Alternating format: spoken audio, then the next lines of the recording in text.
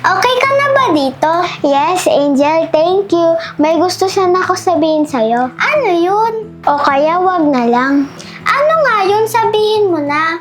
Promise wag mo pagsasabi sa ating dalawa lang Oo naman, pag may nagsabing secret sa akin, hindi ko pagsasabi. Kahit mag-away man tayo.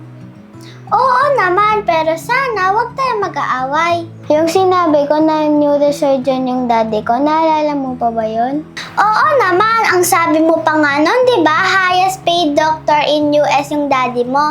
Bakit? That's not true. Iniwan kami ng daddy ko. Ha? Bakit ka nagsinungaling? Gawa-gawa ko lang yun, di talaga doktor daddy ko. Sumama na siya sa ibang pamilya at yung mami ko nagsusugal at yung ate ko nagpapaaral sa akin. At di talaga ako mayaman.